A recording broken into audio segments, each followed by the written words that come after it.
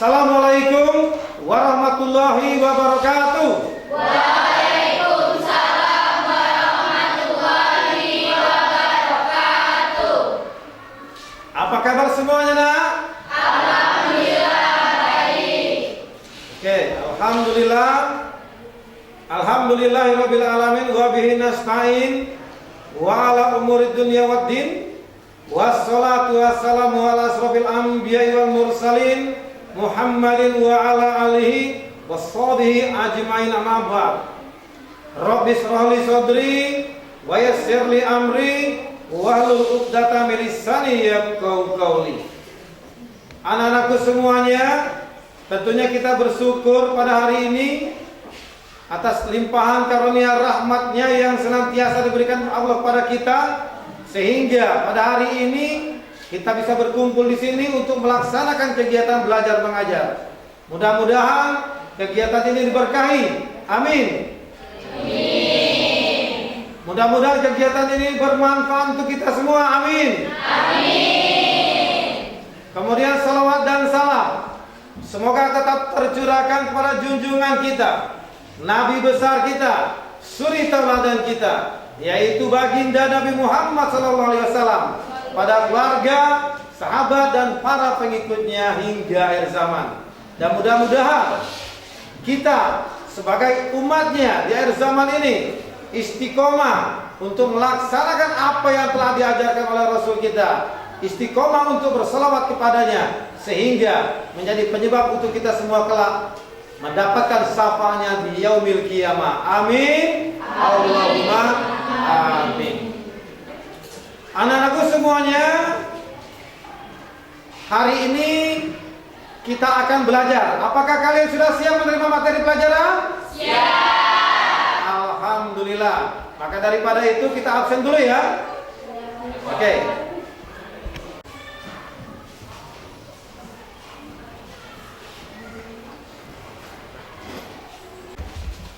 Baiklah semuanya, kita akan absen dulu ya. Siapa yang tidak hadir pada hari ini, Nak? Si Faul, Pak. Ya, kenapa Faul? Sakit tadi ngirim surat. Suratnya ada. Ada. Oke, terima kasih informasinya. Si Faul ketua kelas ya? Iya, ada kelas. Oh, ketua kelas kita tidak hadir. Ya, mudah-mudahan si Faul segera diberikan kesembuhan dan bisa beraktivitas seperti biasanya. Amin.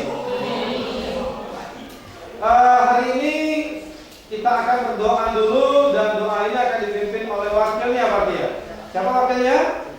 Pak. Ya, silakan Levi. Dipimpin doanya sebelum kita memulai kegiatan pembelajaran pada hari ini. Silakan Levi. Mari teman-teman, sebelum kita mulai pelajaran, lebih baiknya kita membaca doa menurut kepercayaan masing-masing. Doa mulai.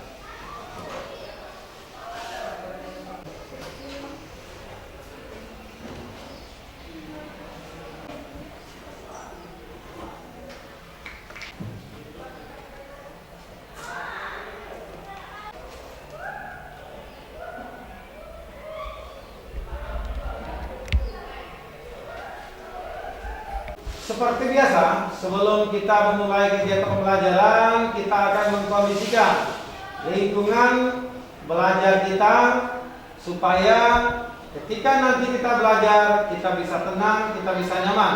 Maka daripada itu, silakan untuk masing-masing siswa membuang sampah yang ada di dekat kalian, terutama di dalam laci.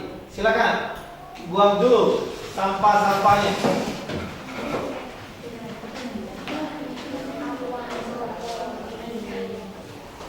Ambil sampahnya, dibuang. Yuk, silakan.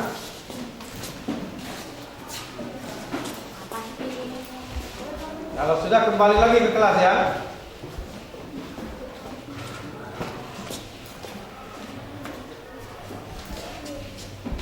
Ya, terima kasih semuanya telah mengkondisikan lingkungan belajar kita. Mudah-mudahan kita semua nyaman di dalam kegiatan belajar ini karena lingkungannya sudah bersih. Baiklah anak-anakku semuanya, sebelum kita memulai kegiatan pembelajaran, kepada Pelika bisa membantu untuk menyanyikan lagu Indonesia Raya. Ya, memimpin lagu Indonesia Raya. Silakan. Dimulai. Hiduplah Indonesia Raya. 1, 2, 3. Indonesia tanah airku, tanah tumpah darahku. Di sanalah aku berdiri, jadi pandu ibuku. Indonesia kebangsaanku, bangsa dan tanah airku. Marilah kita berseru, Indonesia bersatu. Hiduplah tanahku, hiduplah negeriku, bangsaku, rakyatku semuanya. Bangunlah jiwanya, bangunlah badannya untuk Indonesia Raya. Indonesia Raya, merdeka, merdeka, tanahku, negeriku yang ku cinta. Indonesia Raya, merdeka, merdeka, hiduplah Indonesia Raya. Indonesia Raya, merdeka, merdeka, tanahku, negeriku yang ku cinta. Indonesia Raya, merdeka, merdeka, hiduplah Indonesia Raya.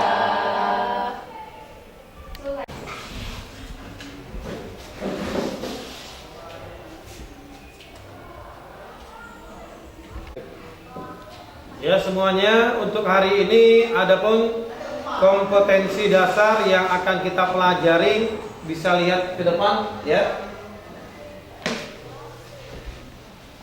Untuk pengetahuan, menganalisis perkembangan kehidupan masyarakat, pemerintahan dan budaya pada masa kerajaan Hindu-Buddha di Indonesia, serta menunjukkan contoh dan bukti-bukti yang masih berlaku pada kehidupan masyarakat Indonesia masa kini. Untuk keterampilannya, menyajikan hasil penalaran dalam bentuk tulisan tentang nilai-nilai dan unsur budaya yang berkembang pada masa kerajaan Hindu-Buddha yang masih berkelanjutan, yang masih berlangsung pada masa kini. Untuk tujuan pembelajaran, yang pertama adalah peserta didik dapat mengidentifikasi masa berdiri kehidupan sosial budaya, agama, ekonomi, politik, masa kejayaan, masa keruntuhan, dan bukti peninggalan kerajaan Sriwijaya. Yang kedua, peserta didik mampu menganalisis kisah dan bukti-bukti yang mengaitkan hubungan kerajaan Sriwijaya dengan kerajaan-kerajaan Hindu-Buddha di Pulau Jawa. Kemudian yang ketiga, siswa mampu mengevaluasi dan menarik kesimpulan dari berbagai data yang dikumpulkan mengenai hubungan kerajaan Sriwijaya dengan kerajaan-kerajaan Hindu-Buddha di Jawa. Dan yang terakhir, peserta didik mampu mengkomunikasikan atau mempresentasikan hasil kerja kelompok mereka dengan percaya diri. Nah, ini adalah tujuan pembelajaran kita pada hari ini. Adapun penilaian yang akan diambil, yang pertama adalah penilaian formatif. Dalam penilaian formatif ini ada dua, yaitu penilaian observasi dan penilaian produk. Bisa kalian lihat di depan, ya. Kemudian adalah penilaian sumatif. Di dalam penilaian sumatif ini nantinya ada 10 soal, ya. Dalam penilaian sumatif ada 10 soal. Soalnya semuanya dalam bentuk pilihan ganda. Nah, demikian adalah penilaian yang akan kita ambil pada hari ini. Baiklah semuanya, apakah siap untuk belajar pada hari ini? Siap. Oke, terima kasih. Apakah kalian masih ingat materi yang kita pelajari minggu sebelumnya? Yuk. Ya, ingat semua ya? Alhamdulillah, ini banyak sekali siswa yang sudah menunjuk tangan. Di situ ada siapa? Ada Tara. Silakan Tara.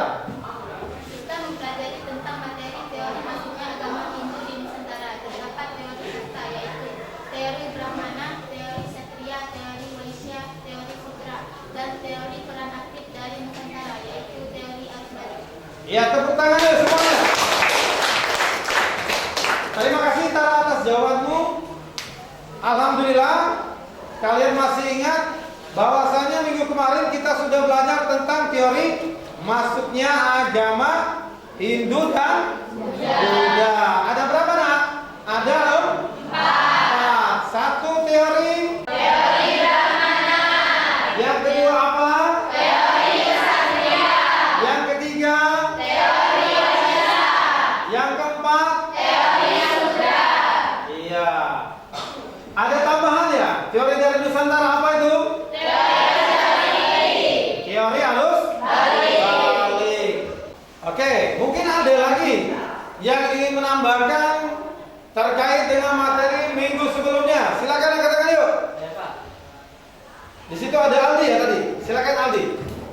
Sumber dari luar negeri terkait masuknya agama dan kebudayaan Hindu dan Nusantara seperti berita dari India, berita dari Cina, berita dari Yunani, prasasti kitab dan bangunan kuno.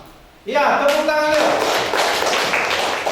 Jadi Aldi tadi menceritakan tentang sumber dari luar negeri terkait masuknya agama Hindu dan Buddha. Dari mana saja tadi? Dari India. Dari mana lagi? Cina. Terus? Yunani.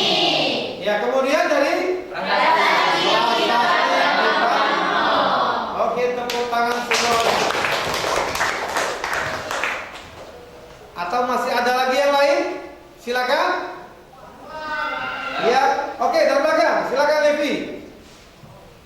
Hubungan India dan Nusantara dapat dilihat dari bukti prasasti-prasasti tertua di Indonesia yang menunjukkan hubungan Indonesia dengan India.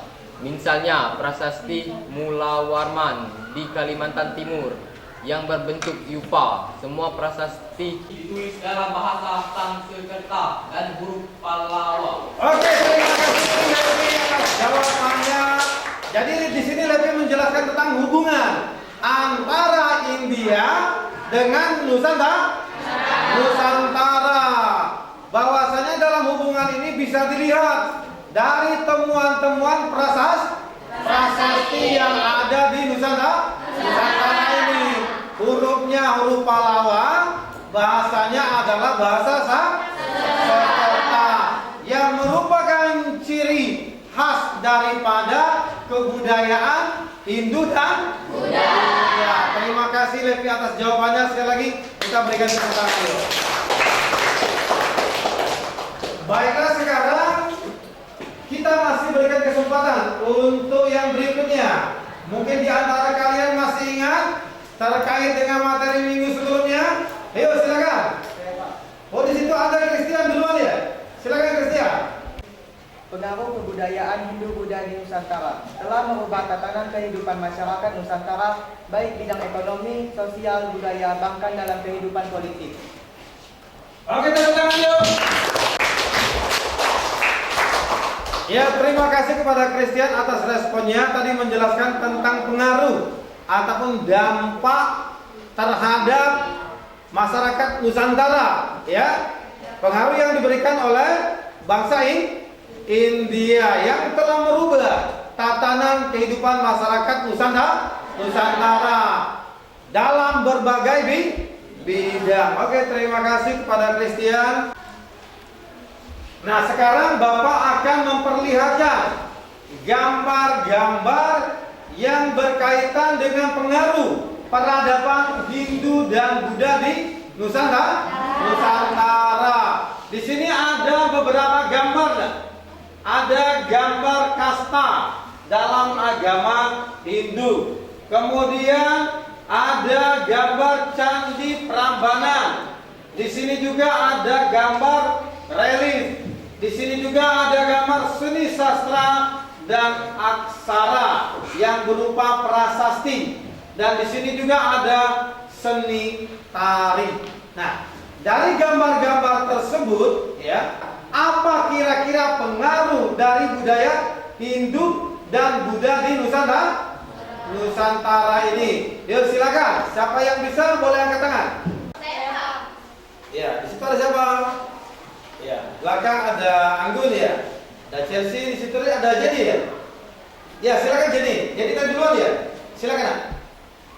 Gambar tersebut menjelaskan tentang pengaruh dari India yang berdampak kepada perubahan dan berbagai aspek kehidupan di Nusantara, seperti pengaruh di bidang agama, budaya, sosial, ekonomi, dan politik.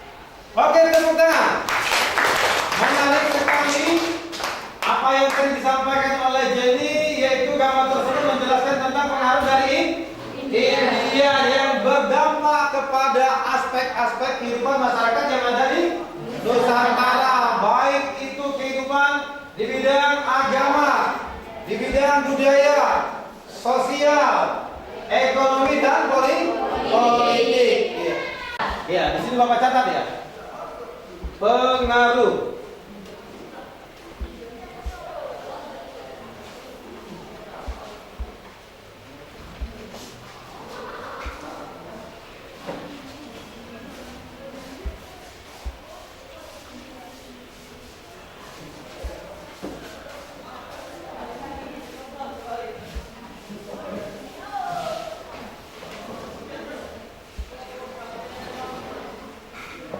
Dalam bidang apa jadi yang pertama? Dalam bidang agama atau kepercayaan.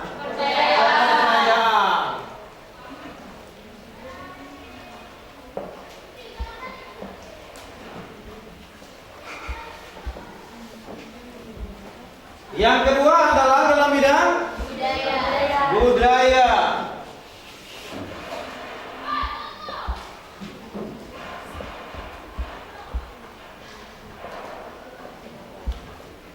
Yang ketiga adalah dalam bidang sosial.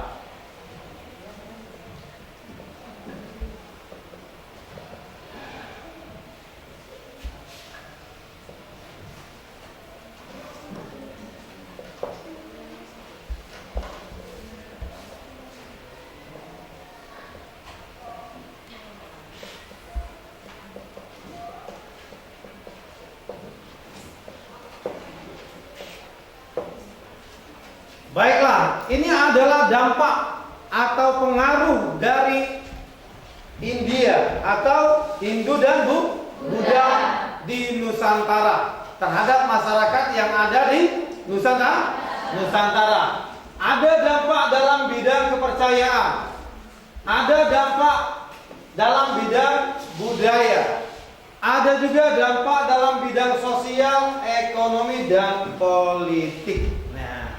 Sekarang Bapak mau tanya sama kalian, apa saja contohnya dampak yang diberikan oleh India terhadap Nusantara dalam bidang kepercayaan? Oke, siapa yang tahu boleh angkat tangan. Silakan, Nak. Ayo silakan. Saya, Pak. Oke, di situ ada Miftah, Laila. Oke, tadi Miftah duluan ya? Ya silakan Miftah. Kepercayaan Hindu-Buddha dari India telah dapat mempengaruhi kepercayaan orang-orang Nusantara yang sebelumnya menganut kepercayaan animisme dan dinanisme yang dapat dibuktikan dari prasasti-prasasti yang ditemukan di Nusantara yang bertulis huruf Pallawa dan bahasa Sanskerta. Iya, tepuk tangan. Jawaban yang luar biasa dari Miftah, terima kasih. Bahwasannya pengaruhnya di bidang kepercayaan. Baiklah, kemudian akan ada lagi pertanyaan berikutnya, yaitu dalam bidang budaya. Yuk silakan. Di situ ada Silvi ya. Silakan Silvi. Pengaruh India di bidang kebudayaan adalah masuknya pengaruh Hindu-Buddha membawa perkembangan dalam bidang seni rupa, seni pahat, dan seni ukir. Hal ini dapat dilihat pada relief atau seni ukir yang dipahatkan pada bagian dinding candi. Misalnya, relief yang dipahatkan pada dinding-dinding pagar langkan di Candi Borobudur berupa pahatan riwayat Sang Buddha. Oke, terima kasih. Jawaban dari Selvi, terima kasih. Baiklah, kepada Selvi saya ucapkan terima kasih atas contoh yang telah diberikan terkait dengan dampak budaya Hindu dan Buddha di Nusantara dalam bidang kebudayaan. Nah, sekarang kita akan memasuki contoh yang berikutnya ya, yaitu dalam bidang sosial. Siapa yang bisa memberikan contoh di bidang sosial? Yuk, silakan. Saya, Pak. Siapa yang akan mencoba? Ya, di sini ada Ama tadi ya. Silakan. Oke, kita tadi sudah ya. Ama belum? Silakan Ama. Pengaruh India di bidang sosial yaitu masuknya pengaruh Hindu di Nusantara memperkenalkan aturan kasta atau kelas sosial yang bersifat ketat. Hindu membagi kasta masyarakat menjadi 4, yaitu Brahmana, Ksatria, Waisya, dan Sudra.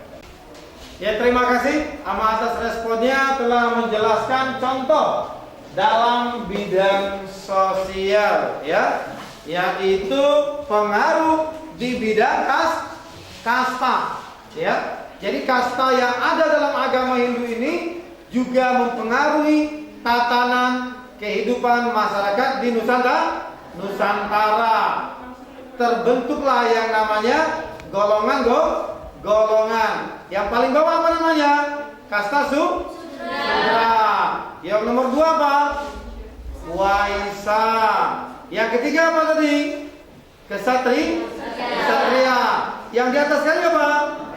Brahmana. Oke, terima kasih Ama atas jawabannya ataupun responnya. Sekarang kita masuk ke pertanyaan yang keempat, yaitu dalam bidang ekonomi. Apa pengaruh Hindu dan Buddha dalam bidang ekonomi? Silakan. Ada siapa lagi? Pelika, ada Mistakus ya. Oke, Mistakus tadi sudah duluan ya. Ya, silakan. Pengaruh India di bidang ekonomi. Kehadiran bangsa India ke Nusantara membawa pengaruh dalam bidang ekonomi, yaitu dengan adanya jalur perdagangan yang ramai, hingga muncul pusat perdagangan yang berkembang di pulau-pulau Nusantara. Ya. Terima kasih kepada Mistakus telah memberikan responnya terkait dengan dampak Hindu dan Buddha dalam bidang ekonomi ya. Nah, sekarang yang berikutnya adalah pengaruh Hindu-Buddha di bidang politik. Ya, di bidang politik ini siapa yang akan berikan contoh? Ayo, silakan. Saya, Pak. Oke, silakan. Iya, yuk. Pengaruh India di bidang politik. Setelah Hindu-Buddha berkembang di Indonesia, sistem pemerintahan berubah menjadi monarki seperti di India, tempat kelahiran Hindu-Buddha. Masuknya agama Hindu-Buddha menjadi awal peradaban Indonesia kuno dengan munculnya kerajaan-kerajaan bercorak Hindu-Buddha di Nusantara. Oke, terima kasih. Oke, terima kasih nih ya atas respon yang telah diberikan, yaitu pengaruhnya dalam bidang politik. Nah, pengaruh dalam bidang politik ini sudah dijelaskan oleh Nia, yaitu adalah pengaruh dalam bidang pemerintahan. Jadi sebelumnya pemerintahan kita itu masih menggunakan pemerintahan yang sederhana, yang dipimpin oleh kepala suku. Setelah masuknya agama Hindu dan Buddha juga memberikan dampak di bidang politik, yaitu sistem pemerintahnya berubah menjadi kerajaan. Nah, ini merupakan pengaruh yang diberikan oleh bangsa India ke Nusantara dalam bidang politik. Oke, semuanya, apakah masih tetap semangat? Semangat. Masih konsentrasi? Masih. Kalau kalian masih semangat, kalau kalian masih konsentrasi, Bapak ingin ice breaking dulu ya. Ada instruksi. Kalian perhatikan instruksinya. Kalau saya bilang pagi, kalian tepuk tangannya sekali.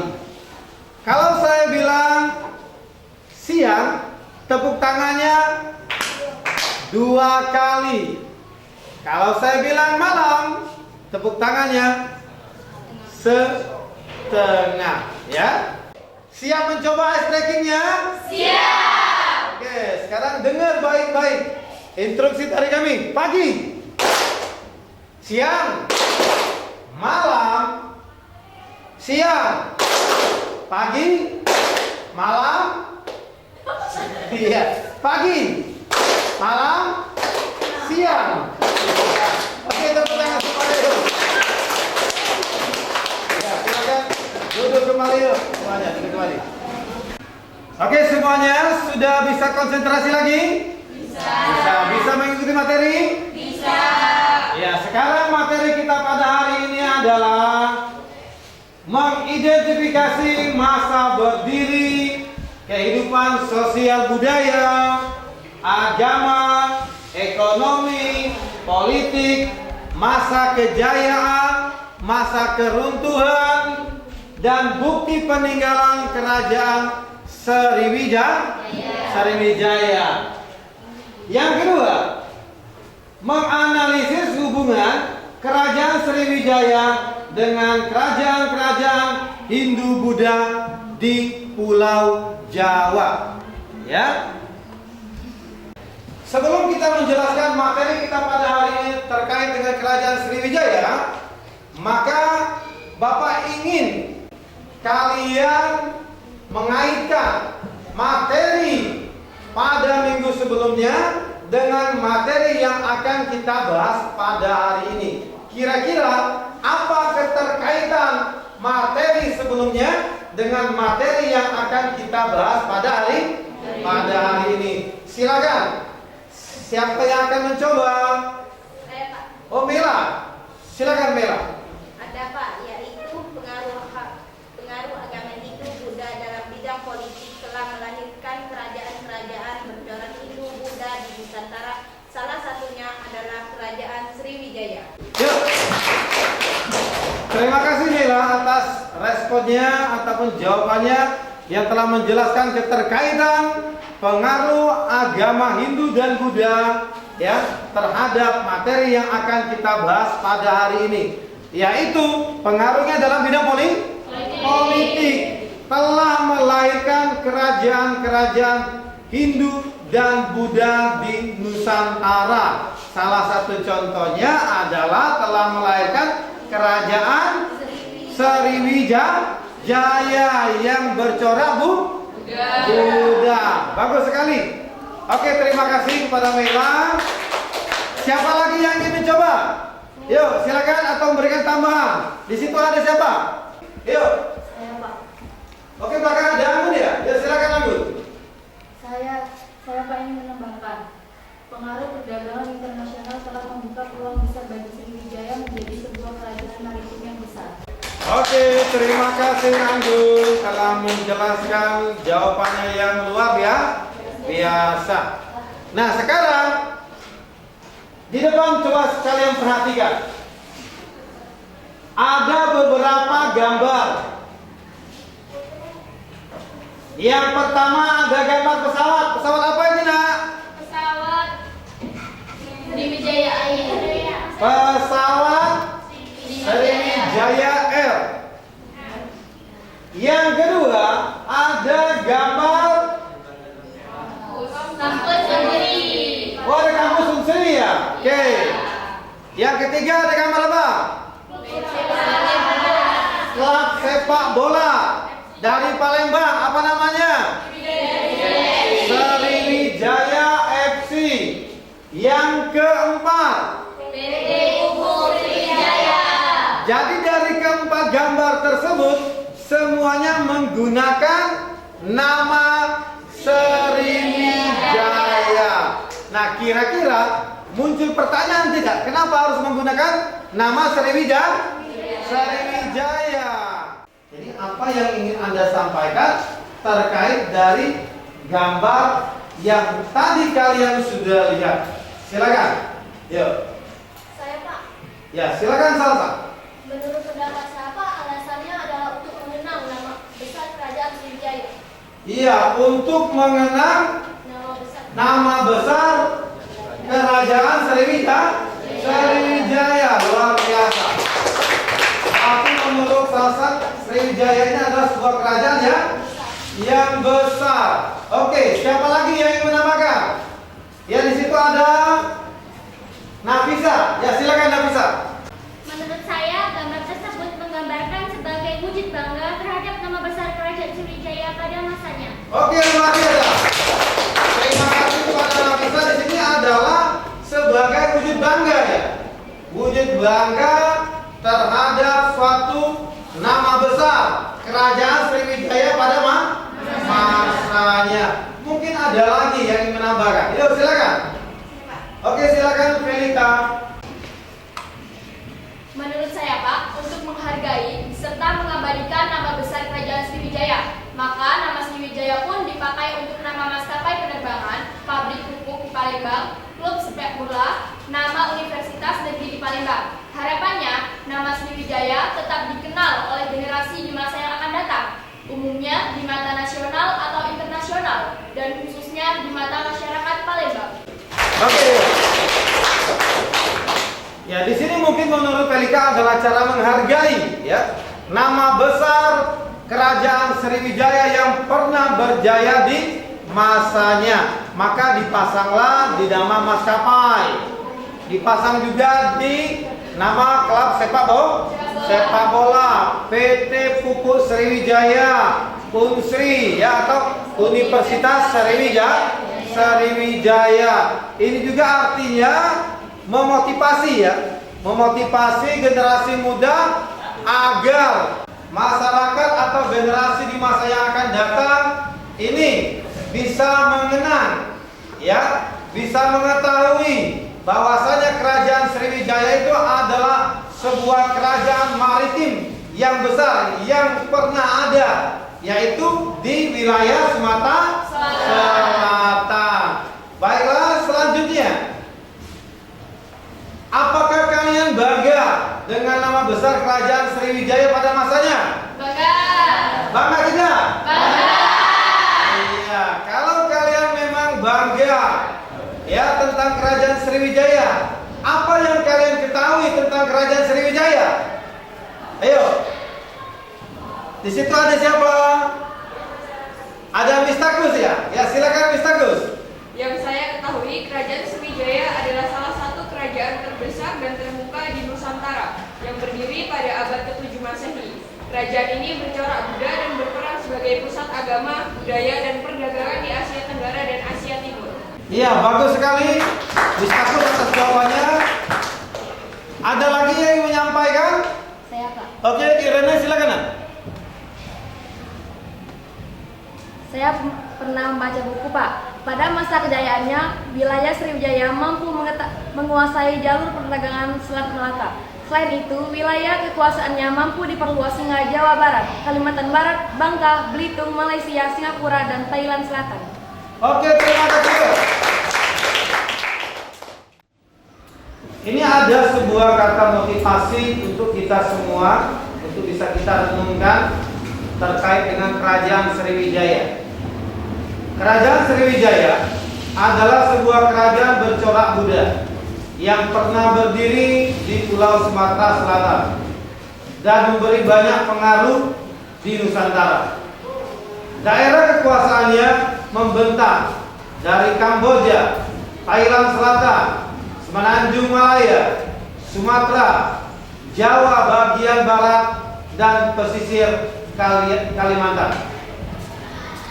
Artinya, Sriwijaya adalah sebuah kerajaan maritim yang besar yang memiliki pengaruh tidak hanya di Kepulauan Sumatera, bahkan sampai ke luar negeri. Maka kita sebagai generasi muda perlu berbangga hati atas pencapaian nenek moyang kita. Tentunya keberhasilan Sriwijaya tidak terlepas oleh semangat yang tinggi untuk mewujudkan apa yang dicita-citakan. Jadi, kita sebagai generasi muda dapat mencontoh semangat nenek moyang kita, sehingga dalam mengisi kemerdekaan dapat kita implementasikan di dalam dunia pendidikan, khususnya di sekolah. Kalian sebagai pelajar harus lebih serius, harus lebih disiplin untuk nantinya dalam mencapai cita-cita kalian. Kedisiplinan kalian, keseriusan kalian, kesungguhan kalian inilah akan menjadi modal untuk mencapai masa depannya lebih baik, khususnya ketika kita mengikuti pelajaran di sekolah. Masih semangat? Masih. Ya, sekarang Bapak akan memperlihatkan sebuah cuplikan video tentang Kerajaan Sriwijaya. Kalian perhatikan ya.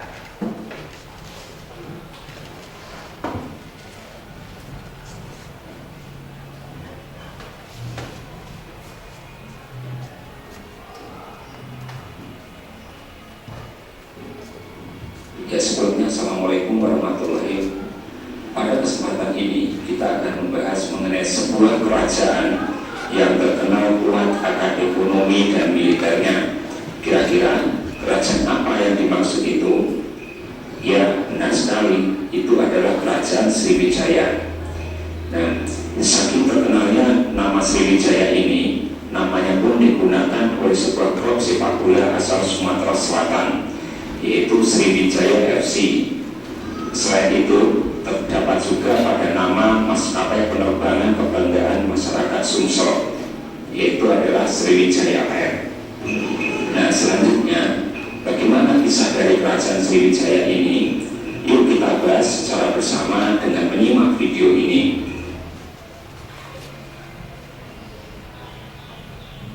Nah, sebelum kita membahas lebih jauh mengenai Kerajaan Sriwijaya ini, pertama, kita harus mengetahui dulu lokasi dan sumber sejarahnya. Lokasi Kerajaan Sriwijaya. Sriwijaya adalah salah satu kerajaan maritim yang terletak di Pulau Sumatera. Daerah kekuasaannya membentang dari kawasan Kamboja, Thailand Selatan, Semenanjung Malaya, Jawa, dan pesisir Pulau Kalimantan. Sriwijaya berasal dari bahasa Sanskerta, yaitu adalah Sri yang artinya bercahaya atau gemilang, dan Wijaya artinya adalah kemenangan atau kejayaan.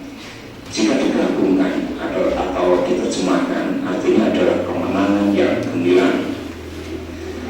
Meskipun dikenal kuat secara ekonomi dan militer, namun nyaris tidak ada bukti yang menunjukkan letak persis Kerajaan Sriwijaya di Pulau Sumatera ini. Oleh karena itu, untuk mengetahui lebih jauh dari adanya Kerajaan Sriwijaya ini, mari kita lihat dari segi sumber sejarahnya. Sumber sejarah yang pertama itu adalah berasal dari pendeta Tiongkok. Jadi pada saat itu terdapat seorang pendeta Tiongkok bernama Itsing yang pernah melakukan kunjungan ke Sumatera pada abad ke-7. Di sana ia menemukan suatu perkampungan yang bernama Sriwijaya. Berdasarkan pengamatannya, perkampungan itu menjadi pusat agama Buddha yang belajar agama Buddha pada Sakya Kirti. Nah, selain dari berita Tiongkok, terdapat pula yaitu adalah sumber sejarah prasasti. Contohnya adalah prasasti Kota Kapur, prasasti Kedukan Bukit, prasasti Talang Tuwo, prasasti Telaga Batu, dan prasasti Nigor.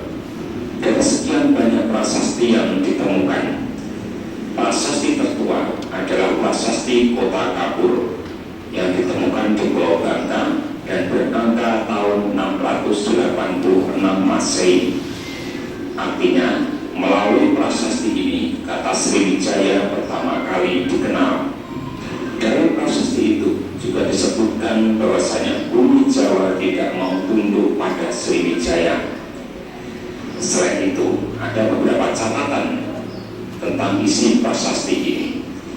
Yang pertama, kendati Datuk Tahyang berhasil memperluas kekuasaan Sriwijaya, dari hasil perjalanannya tersebut, jumlah tentara mana yang sebegitu banyak masih disangsikan kebenarannya.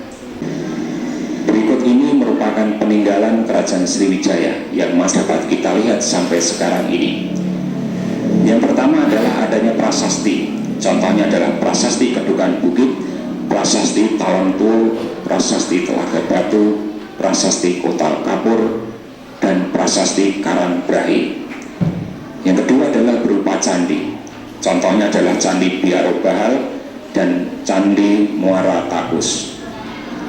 Nah, itulah sekilas mengenai Kerajaan Sriwijaya. Jika ada pertanyaan, silahkan tulis pertanyaan kalian. Ya, demikian telah kita sama-sama saksikan video tentang Kerajaan Sriwijaya, mulai dari berdirinya kerajaan tersebut ya sampai runtuhnya kerajaan tersebut, dan juga peninggalan-peninggalan yang berkaitan dengan Kerajaan Sriwijaya. Nah, dalam hal ini Bapak akan memberikan kesempatan kepada kalian untuk menanggapi video yang barusan kalian tadi saksikan. Silakan, siapa yang menanggapi? Ada Laila, siapa lagi? Oke, silakan Laila. Yuk. Bisa kita lihat di video itu bahwasanya bukti dari tentang eksistensi Kerajaan Sriwijaya ada pun pendeta Tiongkok. Seorang pendeta Tiongkok bernama Ipsing pernah melakukan kunjungan ke Sumatera pada abad ke-7. Bahwasanya ia menemukan suatu perkampungan yang bernama Sriwijaya. Berdasarkan pengamatannya, perkampungan itu menjadi pusat agama Buddha. Kurang lebih dari 1.000 orang pendeta yang belajar agama Buddha pada Sakyakirti. Iya, luar biasa. Jadi dijelaskan oleh Laila bahwasanya Ipsing ini pernah berkunjung ke Pulau Sumatera, tepatnya pada abad ke-7. Dia menyaksikan bahwasanya ada 1.000 pendeta yang sedang belajar dengan seorang guru besar yang bernama Sakyakirti. Oke, tepuk tangan untuk Laila. Ada lagi yang ingin menjawab atau merespon gambar atau video yang ada di depan tadi? OPT, silakan. Peninggalan Kerajaan Sriwijaya berupa prasasti. Prasasti Kota Kapur, prasasti Karangpulo, prasasti Telaga Batu. Iya, luar biasa. Jadi Kerajaan Sriwijaya itu meninggalkan banyak bukti. Nah, ada prasasti apa tadi? Bukan bukit ya. Prasasti Kota Kapur, prasasti Telaga Batu, prasasti Alangguo, apalagi prasasti Karangbrahi. Ada lagi nggak? Ada prasasti Palas Pasma, ada prasasti Sojomerto, ada prasasti Ligor, ada prasasti Nalanda, ada juga prasasti Liden. Nah, artinya Kerajaan Sriwijaya ini punya banyak bukti terkait dengan eksistensinya. Terima kasih kepada Piti atas jawabannya. Sekarang siapa yang akan bisa memberikan tanggapan terkait dengan video pembelajaran yang tadi sama-sama kita saksikan? Ayo, siapa lagi? Di situ ada Fitriani ya? Ya, silakan. Kehidupan sosial Kerajaan Sriwijaya, masyarakat Sriwijaya sebagian besar menganut agama Buddha. Hubungan raja dan rakyat terjalin secara harmonis sehingga agama Buddha berkembang pesat. Hal ini didukung adanya berita dari Tiongkok, yaitu Ipsing dan berita Tibet. Siapa lagi yang ingin menanggapi? Oh, Chelsea, silakan. Kehidupan politik Kerajaan Sriwijaya, yaitu Kerajaan Sriwijaya pertama kali didirikan oleh seseorang yang bernama Dapuntang Hyang Srijayarasa. Kisah Dapuntang Hyang Srijayarasa menjadi raja di Kerajaan Sriwijaya didasarkan pada sebuah catatan dari Ipsing, kemudian dari prasasti Karangpulo dan prasasti Kedukan Bukit. Oke, luar biasa, terima kasih. Baiklah, mungkin masih ada yang ingin menambahkan? Saya Pak, Oke, silakan Jul. Kerajaan Sriwijaya mencapai kejayaannya pada masa pemerintahan Raja Balapitra Dewa. Di masa pemerintahan Raja Balapitra Dewa, menjalin hubungan dengan kerajaan di India, Bengala dan Coromandala, dan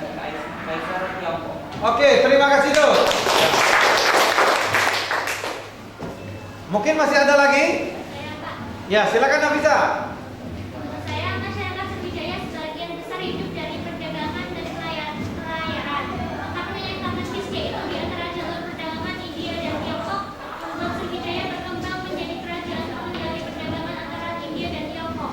Iya, bagus sekali. Jadi di sini Nafisa menjelaskan bahwasanya kerajaan Sriwijaya itu berada di antara jalur perdagangan India dan Tiongkok yang memicu kerajaan Sriwijaya kemudian berkembang menjadi kerajaan maritim ya. Terima kasih Nafisa atas jawabannya dan mungkin masih ada yang lain. Silakan. Oke, di situ ada Putri. Sementara itu, hasil bumi yang diperdagangkan antara lain adalah minyak, lada, damar, tebu, dan barang logam. Selain itu, terdapat juga seperti kapur barus, kayu haru, cukai, palang, kapulaga. Oke, terima kasih.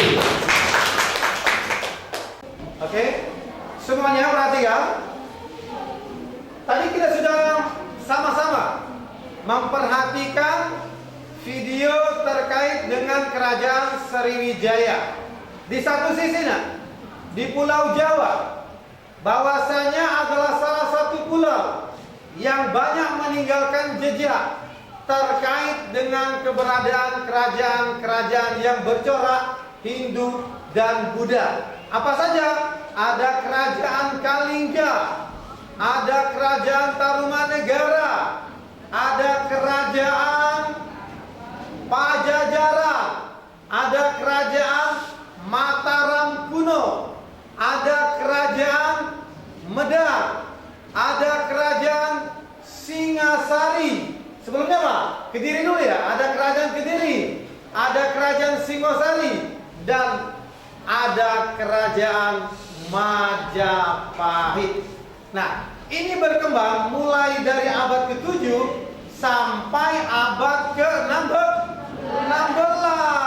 Kemudian di satu sisi di Pulau Sumatera, ya di Pulau Sumatera ada sebuah kerajaan besar, yaitu kerajaan Sriwijaya yang memiliki kekuasaan yang luas, maka disebut sebagai kerajaan maritim. Mulai dari Pulau Sumatera, Pulau Bangka, kemudian menguasai jalur laut yaitu Selat Malaka, Selat Sunda, Selat Karimata, kemudian sampai ke Semenanjung Malaya, Tanah Gendingkra. Artinya kerajaan Sriwijaya ini punya pengaruh yang luas, apalagi di wilayah Nusantara, yaitu di Selat Sunda, Jawa bagian barat. Nah, maka daripada ini berarti sangat memungkinkan kerajaan Sriwijaya memiliki hubungan dengan kerajaan-kerajaan yang ada di Pulau Jawa. Sekarang pertanyaan dari Bapak, apakah Anda yakin bahwa kerajaan Sriwijaya itu punya hubungan dengan kerajaan yang ada di Pulau Jawa? Yakin. Oke, kalau kalian yakin, sekarang Bapak punya 3 pertanyaan besar yang akan menjadi permasalahan yang akan kita bahas pada hari ini. Yang pertama adalah faktor apa saja yang melatar belakangi kemajuan kerajaan Sriwijaya. Yang kedua, faktor apa saja yang melatar belakangi runtuhnya kerajaan Sriwijaya. Dan yang ketiga adalah apa bukti kisah hubungan kerajaan Sriwijaya dengan kerajaan-kerajaan Hindu Buddha di Pulau Jawa. Nah, untuk menjawab permasalahan ini kita akan selesaikan melalui diskusi kelompok. Nanti akan kalian presentasikan di depan kelas. Siap? Oke. Kemudian di dalam kesempatan ini kita akan membentuk menjadi 5 kelompok. Kelompok 1. Di sini ada ketuanya Felika, mana? Saya, Pak. Oke, Felika, anggotamu ada Laila, Laura, Mistakus, dan Nafisa. Mana-mana anggotanya? Oke, cukup ya? Oke, sekarang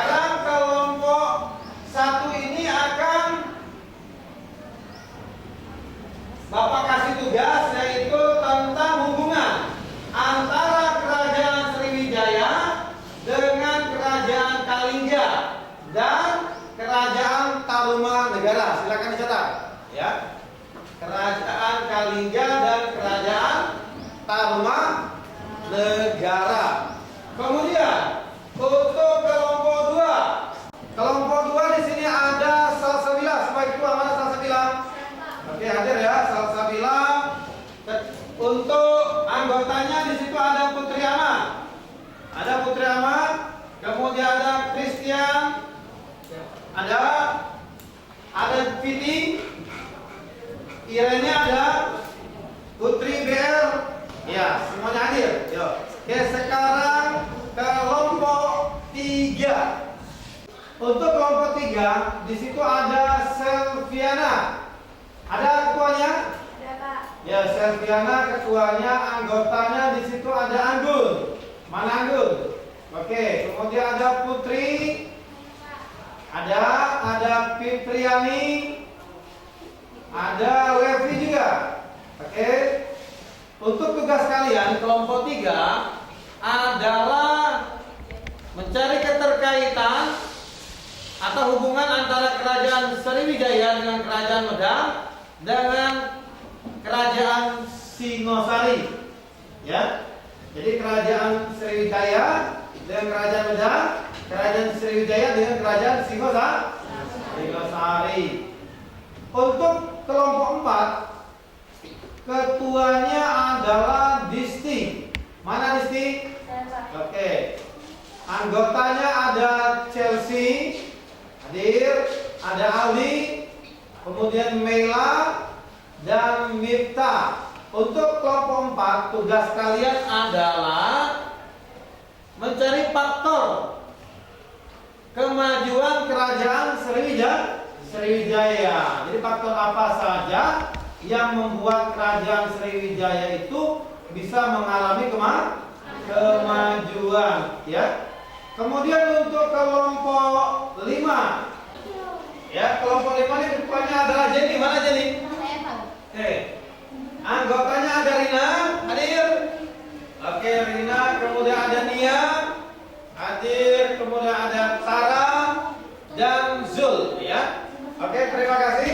Untuk kelompok 5 ini tugasnya adalah mencari faktor-faktor keruntuhan Kerajaan Sriwijaya. Nah, faktor keruntuhan ini ada faktor internal dan juga ada faktor eksternalnya, ya. Oke, terima kasih semuanya sudah dibagi kelompok semua, ya. Yuk. Sekarang kalian akan membentuk kelompoknya masing-masing sesuai dengan kesepakatan yang tadi sudah Bapak bacakan. Dan silakan kelompok 1 ini berada di sebelah kanan kami di sini, ya. Kelompok 2 ada di sebelah kiri. Kelompok 3 ada di sebelah kanan di samping kelompok 1. Kelompok 4 ada di sebelah kiri samping kelompok 2. Kelompok 5 tetap di situ, nah. Jadi kelompok 5 tetap. Jadi yang bergerak itu adalah kelompok 1, 2, 3 dan 4. Silakan. Jadi ini kelompok 1. Ya, 1 sini. Kelompok 1. 2 meja, 4 meja. 4 meja. Tuh, satu lagi. Bisa.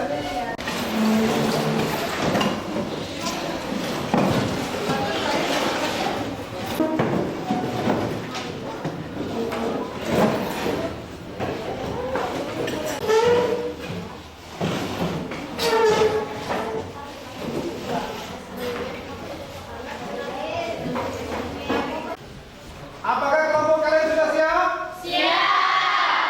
Sekarang Bapak akan membagikan RKPD yang akan saya mulai dari kelompok 1, ya. Ini RKPD-nya. Ini kelompok 3. Ini kelompok 5. Ini kelompok 4. Ini kelompok 2, ya.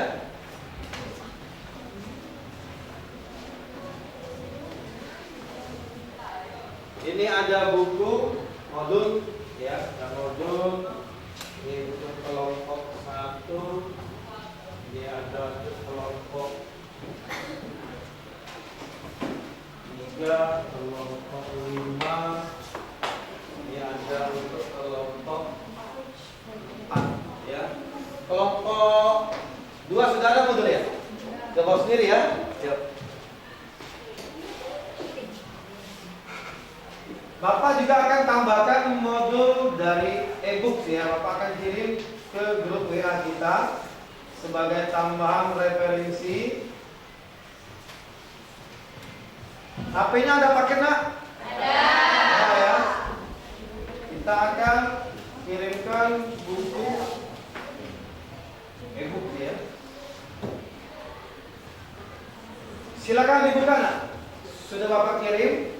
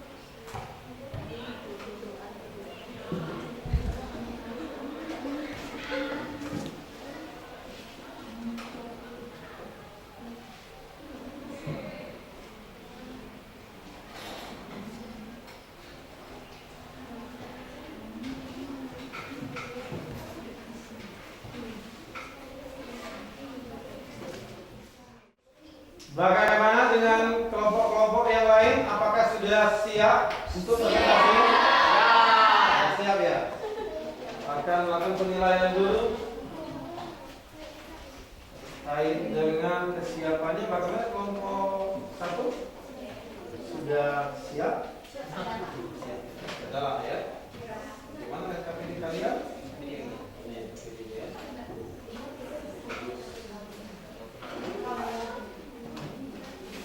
Kelompok 3, ini ada 2 kerajaan ya, Kerajaan Pedang dan Singosari yang berhubungan dengan kerajaan Sriwijaya. Ada kendalanya? Tidak ada. Ini kelompok 5, faktor keuntungan kerajaan Sriwijaya. Ada 2 tadi ya, ada internal dan eksternal. Sudah selesai? Siap berarti ya.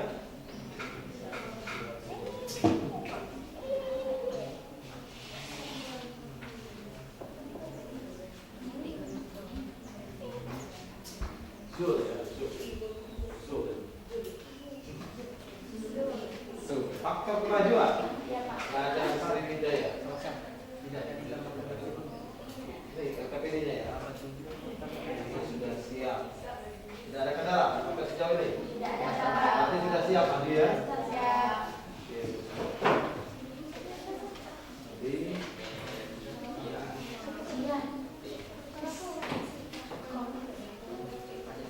Gimana Christian? Kelompoknya sudah siap? Siap. Ada KPD-nya? Ini ada ya? Iya. Sudah lengkap ya? Ini Kerajaan Mataram. Banyak hubungan dengan Kerajaan Sriwijaya? Banyak ya?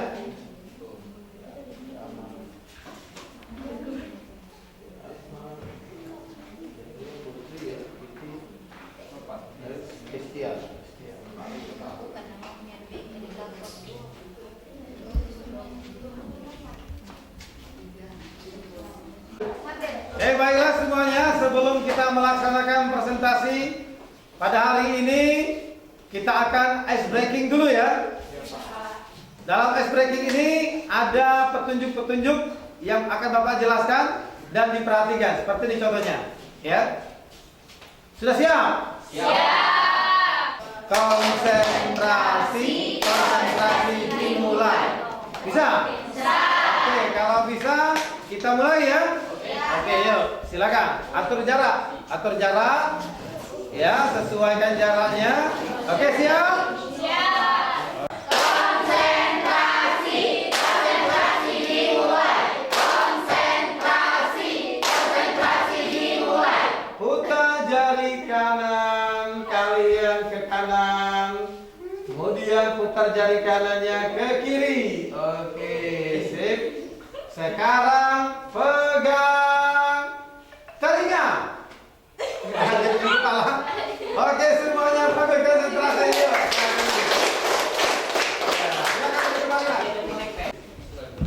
Baiklah, kita akan melakukan kegiatan presentasi dan dalam hal ini akan dimulai dari kelompok 1 ya. Nah, kelompok 1 ini akan mempresentasikan hubungan Kerajaan Sriwijaya dengan Kerajaan Tarumanegara dan Kerajaan Kalingga, baik itu kisah ataupun buktinya. Untuk kelompok 1 sudah siap? Siap, Pak. Oke, silakan Ferika dan teman-temannya maju ke depan sini. Siapkan materi kalian. Silakan. Dari situ boleh, dari situ. Ya, dari situ. Sini. Tetap dipimpin ya oleh salah satu siapa? Ferika misalnya. Silakan.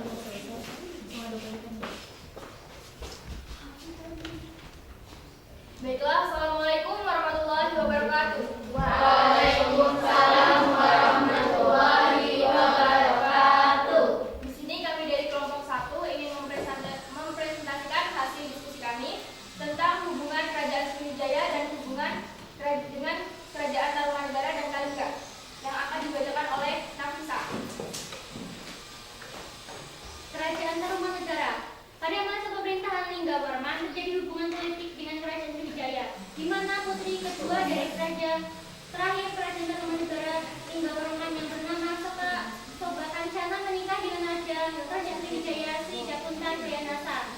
Kisah ini diabadikan dalam prasasti tahun 684 Masehi. Kisah ini dikaitkan dengan pembuatan taman Sri Kshetra yang dibangun pada masa pemerintahan Jakunta Sriwijaya Sana sebagai hadiah untuk Putri Soba Kancana. Selanjutnya akan dilanjutkan oleh Laila. Penaklukan raja-raja Jawa yang tidak patuh kepada Kerajaan Sriwijaya. Kisah ini dikaitkan dengan prasasti Kota Kapur 686 Masehi. Prasasti ini juga menyebutkan Sriwijaya Jakunta yang telah melancarkan ekspedisi militer untuk menghukum bumi Jawa karena bumi Jawa tidak mau tunduk pada Sriwijaya. Bumi Jawa yang dimaksud adalah Kerajaan Tarumanegara. Kisah ini juga dikaitkan dengan prasasti Kedukan Bukit pada Masehi 688 Masehi. Ekspedisi ini yang dilakukan Dapunta Hyang, Darai Minangat Tangguang, membawa 20.000 tentara, merupakan ekspedisi untuk menaklukkan wilayah Bangka, Jambi Hulu, termasuk Pulau Jawa bagian barat yaitu Kerajaan Tarumanegara. Yang kedua yaitu hubungan antara Kerajaan Sriwijaya dengan Kerajaan Kalingga. Kerajaan Kalingga adalah kerajaan yang berada di Jawa Tengah yang diprediksi runtuh oleh Kerajaan Sriwijaya yang dikaitkan dengan prasasti Kota Kapur. Kerajaan Kalingga juga memiliki hubungan dengan Kerajaan Sriwijaya yang dapat dibuktikan dengan prasasti Sojo Merto. Sekian presentasi dari kelompok kami akhiri. Wassalamualaikum warahmatullahi wabarakatuh. Waalaikumsalam warahmatullahi wabarakatuh. Terima kasih kelompok 1. Silakan duduk kembali ya.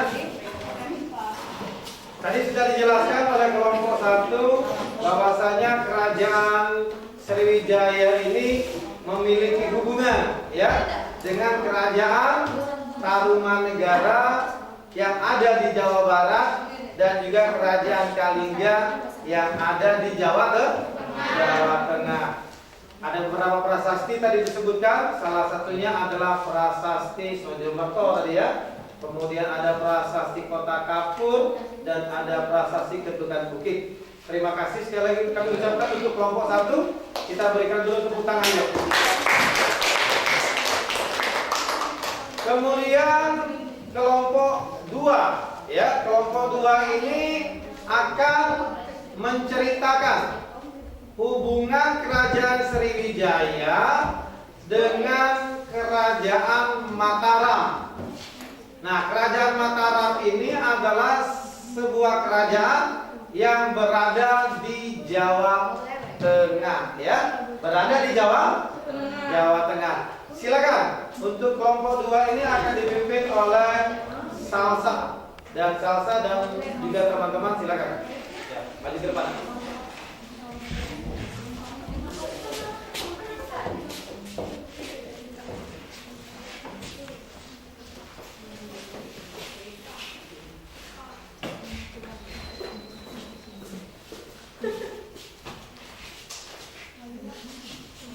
Assalamualaikum warahmatullahi wabarakatuh. Waalaikumsalam warahmatullahi wabarakatuh. Perkenalkan, kami dari kelompok 2, kami akan membahas hasil diskusi kami yaitu tentang hubungan kerajaan Sriwijaya dengan kerajaan Mataram yang akan dibacakan oleh Putri Amang. Kerajaan Mataram. Pada masa pemerintahan Rakai Panangkaran, pengganti Rakai Pikatan, kuat dugaan pada masa Rakai Pangkaran inilah dinasti Syailendra dari Sumatera Kerajaan Sriwijaya menguasai Mataram dan menjadikan raja-raja dari dinasti Sanjaya sebagai raja bawahan Sriwijaya. Pengaruh kerajaan Sriwijaya dapat terlihat dari prasasti Kalasan 778 Masehi. Prasasti ini menyebutkan Rakai Panangkaran mendapat perintah dari Maharaja Wisnu, raja dari dinasti Syailendra Sriwijaya, untuk mendirikan prasasti Kalasan Candi Buddha. Selanjutnya akan dibacakan oleh Irani. Perkawinan politik yang terjadi pada masa Samaratungga yang menikah dengan Dewi Tara dari kerajaan Sriwijaya yang memiliki anaknya yang bernama Pramodawardhani dan Bala Putra Dewa. Bala Putra Dewa adalah keturunan dari dinasti Syailendra atau Mataram kuno yang berkuasa di kerajaan Sriwijaya pada 850 Masehi. Selanjutnya akan dibacakan oleh Kisah Bala Putra Dewa yang dikalahkan oleh Pramodawardhani yang bersekutu dengan suaminya Rakai Pikatan, dinasti Sanjaya. Kisah ini menjelaskan tentang misi dari Rakai Pikatan yang ingin menguasai dinasti Syailendra. Yang kisah ini menjelaskan tentang Rakai Pikatan yang ingin menguasai dinasti Syailendra yang berkuasa saat itu adalah Bala Putra Dewa. Seharusnya pengganti Samaratungga adalah putrinya Pramodawardhani. Untuk mengalahkan dinasti Syailendra, mustahil karena memiliki kekuatan di atas dinasti Sanjaya. Selanjutnya akan dibacakan oleh Christian. Maka Rakai Pikatan melakukan perkawinan politik dengan menikahi Pramodawardhani sehingga dapat mempengaruhi istrinya untuk merebut singgasana dan tangan Bala Putra Dewa. Dan kisah ini juga dikaitkan dengan prasasti Ratu Boko pada 856 Masehi, dan prasasti ini menyebutkan kekalahan Raja Bala Putra Dewa dalam perang saudara melawan kakaknya Pramodawardhani dan selanjutnya melarikan diri ke Sriwijaya. Yang terakhir akan dibacakan oleh Bapak. Dan kisah ini juga dikaitkan dengan 860 Masehi.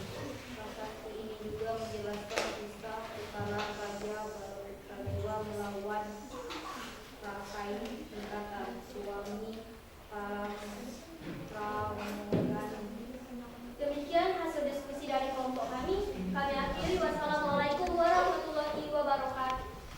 Waalaikumsalam warahmatullahi wabarakatuh. Terima kasih kelompok 2 Salsa dan teman-teman.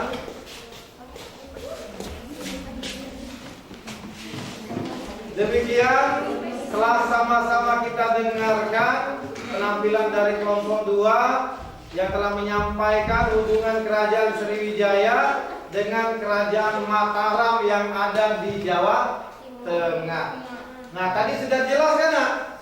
Salah satu hubungannya itu adalah pada prasasti Kalasan, ya. Kemudian ada lagi prasasti Ratu Boko dan ada lagi di prasasti Nalanda. Jadi ketiga prasasti itu menjadi bukti yang mengaitkan bahwa kerajaan di Sriwijaya punya hubungan dengan kerajaan Mataram yang ada di Jawa Tengah.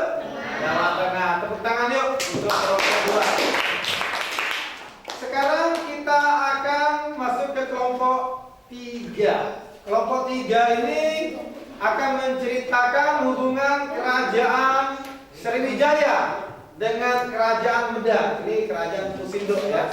Kemudian yang kedua adalah kerajaan Sriwijaya dengan kerajaan Singosari atau Singasari. Silakan untuk kelompok 3 kita beri aplaus yuk. Yang akan dipimpin oleh Selvi ya. Silakan Selvi.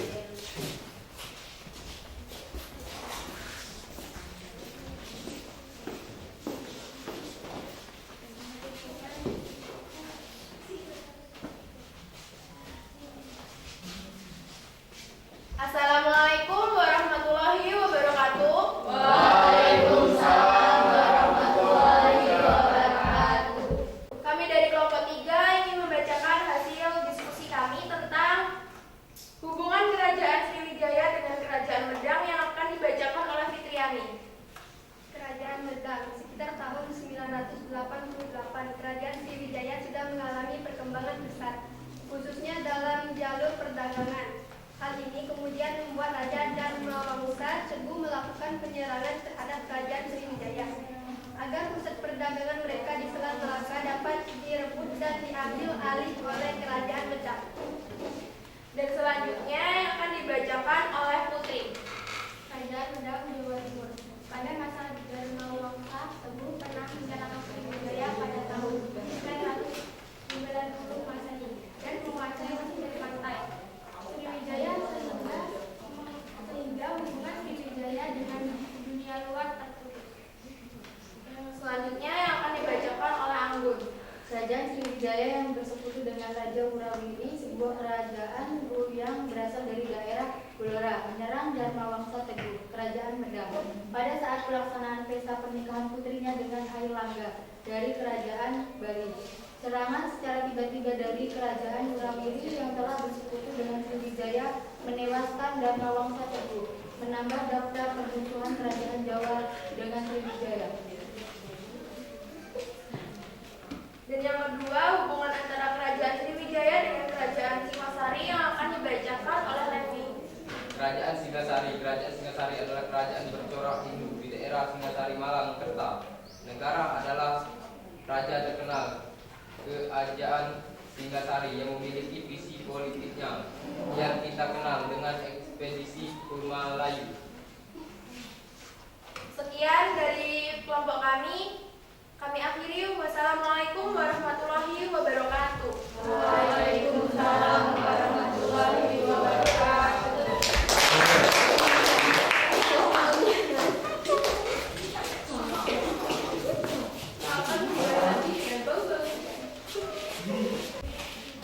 Ya, baiklah, sekarang kita akan mendengarkan hasil diskusi dari kelompok 4. Dalam hal ini akan dipimpin oleh Disti ya. Oke, silakan Disti dan teman-teman maju ke depan. Ya, silakan.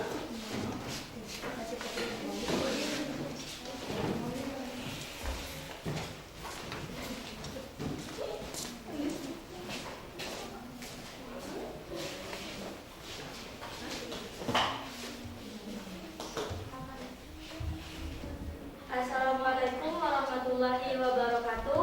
Waalaikumsalam warahmatullahi wabarakatuh. Perkenalkan, kami dari kelompok 4. Kami di sini akan menyampaikan hasil diskusi dari kelompok kami tentang faktor pendukung kemajuan Sriwijaya. Sebelum itu, perkenalkan, nama saya Disti Febianti. Saya di sini sebagai ketua kelompok. Saya Mita Hudana. Saya Catina Samelia. Saya Alsenika. Saya Meglan Setia. Faktor pendukung kemajuan Sriwijaya yang pertama yaitu letaknya yang strategis, berada di jalur perdagangan antara India dan Tiongkok. Kerajaan Sriwijaya terpusat di tepi Sungai Musi yang memiliki posisi yang sangat strategis karena merupakan daerah lintasan pelayanan dan perdagangan internasional. Kerajaan ini bahkan berhasil menjadi pusat perdagangan Asia Tenggara pada zamannya. 2. Menguasai jalur perdagangan seperti Selat Malaka, Selat Sunda, Semenanjung, Melaya, dan Tanah Genting Kram. Yang ketiga, hasil buminya seperti emas, perak, dan rempah-rempah menjadi komoditas yang berharga. Yang keempat, modal yang kuat karena berada pada zaman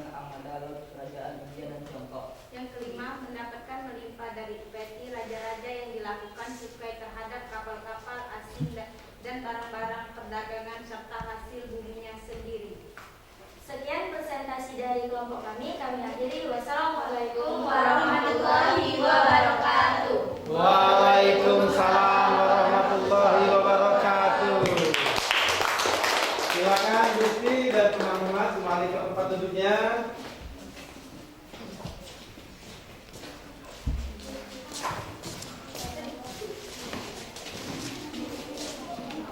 Ya, demikian telah kita dengarkan presentasi dari kelompok 4 yang menjelaskan tentang faktor-faktor yang menyebabkan kerajaan Sriwijaya itu bisa maju dan berkembang menjadi kerajaan yang besar, ya. Nah, kemudian selanjutnya kelompok 5. Kelompok 5 ini akan menjelaskan tentang faktor-faktor keruntuhan kerajaan Sriwijaya yang akan dipimpin oleh Jenny. Silakan Jenny dan teman-teman untuk maju ke depan.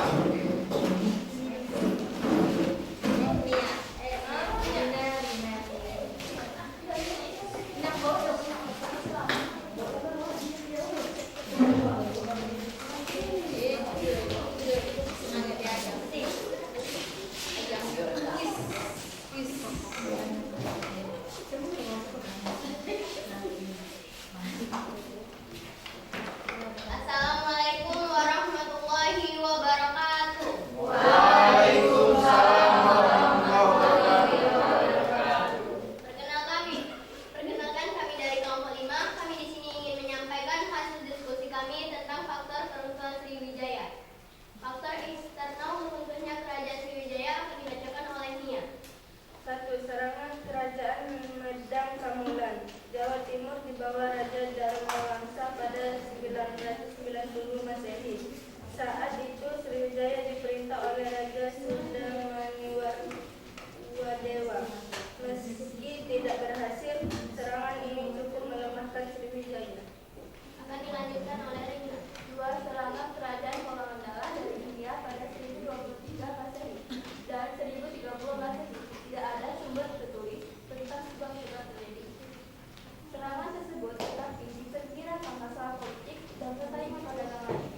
3. Negara yang pernah dilakukan seperti Ligar, Tanah, Genting, Perak, Tampahan, Jambi, dan Sunda satu persatu melepaskan diri dari kekuasaan Sriwijaya. Dan dilanjutkan oleh 4. Terdesak oleh kerajaan Thailand yang mengembangkan kekuasaan sampai Semenanjung Malaya.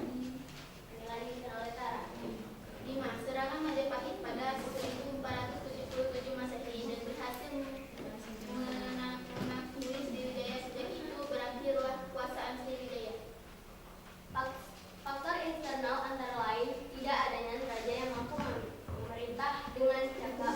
2. Letak kota Palembang semakin jauh dari laut. 3. Banyak wilayah kekuasaan yang melepaskan diri. Sekian hasil diskusi kami akhiri. Wabillahi taufiq wal hidayah. Wassalamualaikum warahmatullahi wabarakatuh. Waalaikumsalam warahmatullahi wabarakatuh. Mari berjalan. Terima kasih Jenny. Terima kasih yang lain, ya.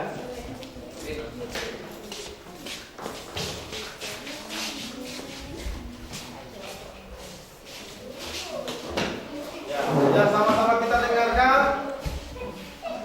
faktor-faktor yang membuat kerajaan Sriwijaya mengalami kemunduran. Ya, ada faktor internal, ada juga faktor eksternal.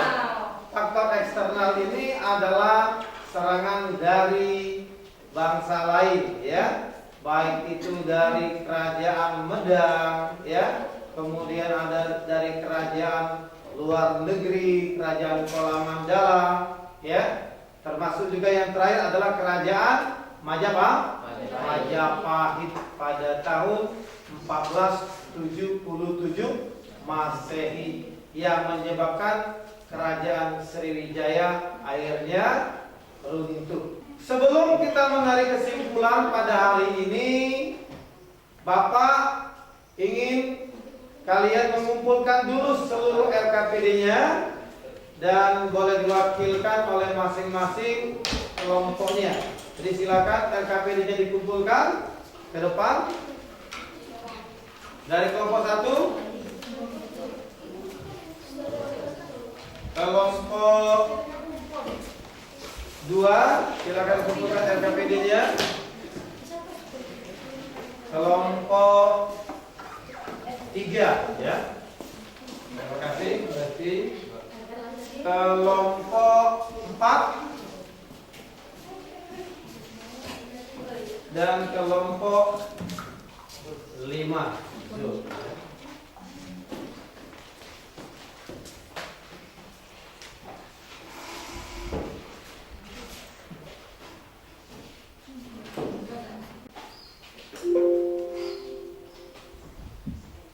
Untuk masing-masing perwakilan kelompok silakan diambil lagi LKPD-nya.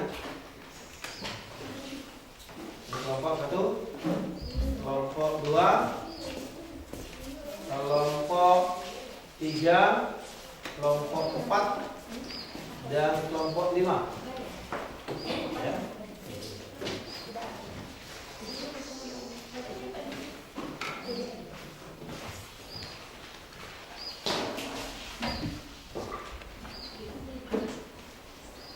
Untuk LKPD-nya sudah Bapak periksa dan alhamdulillah semua hasilnya di atas KKM bagus. Tepuk tangan semuanya. Sebelum kita menyimpulkan materi, kita akan mengambil nilai sumatif ya. Jadi penilaian sumatif ini sudah saya jelaskan di awal tadi, ada 10 soal pilihan ganda ya, dan kalian akan menjawabnya melalui Google Form ya, dan soal ini sudah Bapak siapkan di Google Form. Silakan kalian buka nanti di situ, dan passwordnya sudah saya kirim juga di situ ya, tinggal dibuka.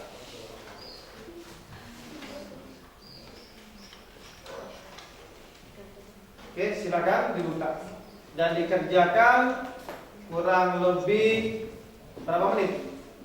15 menit ya? Ya, silakan 15 menit untuk dikerjakan.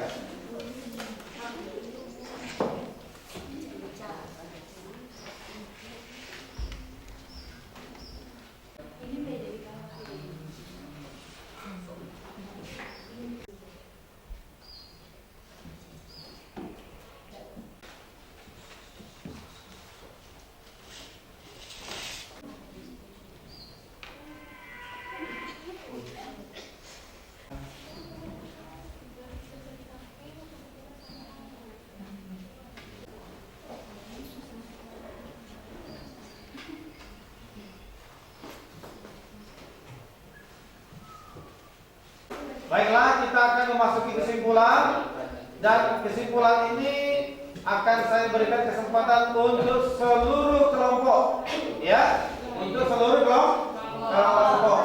Silakan. Yang akan mencoba dari sini ya, kelompok 2. Christian, silakan.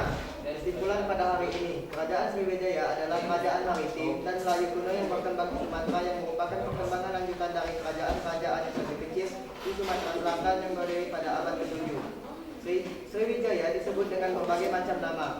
Pada masa pemerintahan Rakai Penangkaran, inilah dinasti Sailendra dari Sumatera, Kerajaan Sriwijaya menguasai Mataram dan menjadikan raja-raja dari dinasti Sanjaya sebagai raja bawahan Sriwijaya. Oke, luar biasa. Terima kasih kesimpulan dari kelompok 2 yang disampaikan oleh Christian. Ada lagi dari kelompok yang lain, kelompok 3 dulu ya? Yes, kelompok 3. Silakan kelompok 3. Levi, atau siapa yang mau bacakan? Levi, Pak. Levi, silakan berdiri, Levi.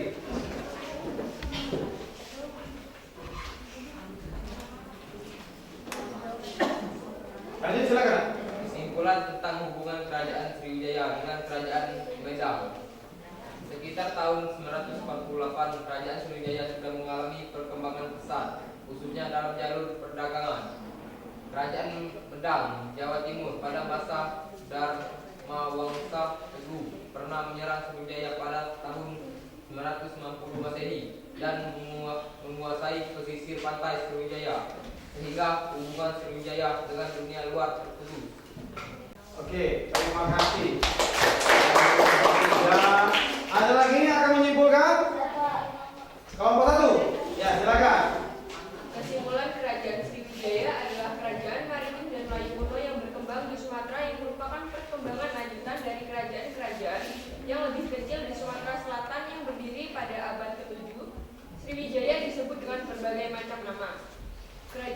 Sriwijaya memiliki hubungan langsung dengan kerajaan-kerajaan lain di Nusantara, kecuali kerajaan Majapahit.